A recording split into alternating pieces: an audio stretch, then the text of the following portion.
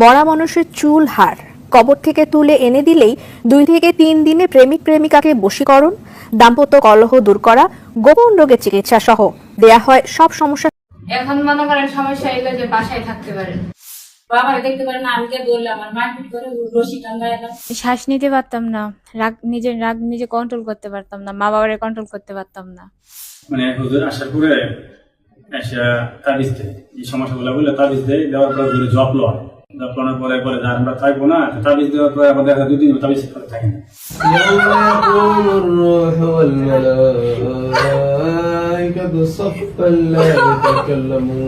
আমি আপনার এই জায়গা থেকে চিকিৎসা নেওয়ার পর আলহামদুলিল্লাহ ভালো আছি। আমার জন্য সবাই দোয়া করবেন, আমি যেন সবসময় সুস্থ থাকি। না বাড়ছে, আরো বাড়ছে, কমে নাই। না পরে ওনার সাথে কি যোগাযোগ করেন নাই আর? যোগাযোগ করে পাই নাই।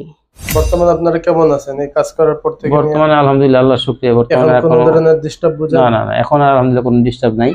আমরা এখন কাছের জিনিসপত্র যে সেলগুলো ছিল ওগুলো তালা খুলে দিছি, এখন আবার রাখতে পারেন সব। হ্যাঁ, তারপর পানি টানি ঢালতে যে ওগুলা না এখন আর কাউকে ব্যক্তিগতভাবে সমস্যা করতেছে না, কিংবা সামগ্রিকভাবে বাসায় কোনো সমস্যা নেই। আলহামদুলিল্লাহ। ছুরি কাচিও আমরা ফ্রি রাখতে পারছি এখন, আগে ছুরি কাচি ব্যবহার করতে পারতাম না। বিসমিল্লাহির রহমানির রহিম।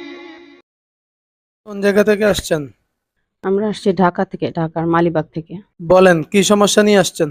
আমার সমস্যা হচ্ছে প্রথমে মানে 2.5 মাস 3 মাস আগে থেকে আমার রান্নাঘরে জানালা দিয়ে রান্নাঘরের সমস্ত টুকিটাকি কাপড় নিয়ে যাওয়া শুরু হয়েছিল।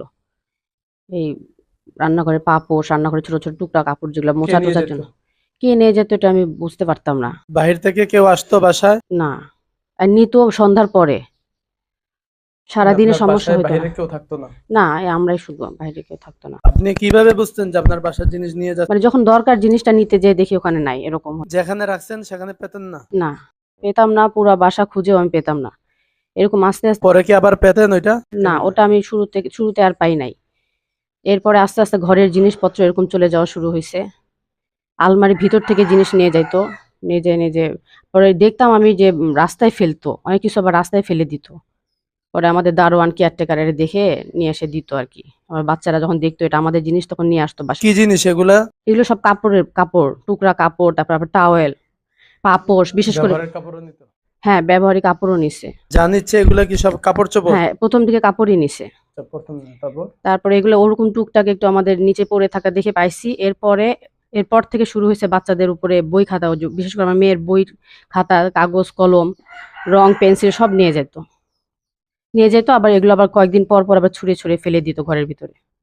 ইভেন কি ওর স্কুলেও ফেলে দিয়ে গেছে 2টা বই। স্কুলে মেয়েদের মাথার উপরে 2টা বই ছুঁড়ে ফেলে দিয়ে গেছে।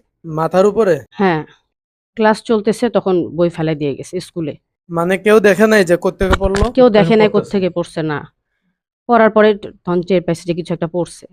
আচ্ছা, এরপর টিচার পড়াচ্ছে, ওকেও টিচারের সামনে থেকে বই উধাও হয়ে গেছে, বই নাই, এরকম হয়েছে। তারপরে আমরা ধরেন দাঁড়ায় আছি, শব্দ হয়েছে, পিছনে তাকায় দেখছি, তখন দেখছি ওর বই খাতা সব ফেলাই দিয়ে গেছে। কোথায়? বাসার মধ্যে ফেলে দিয়ে হ্যাঁ, গেছে? বাসার ভিতরেই। তার মানে বাসা থেকে নিয়ে যায় আবার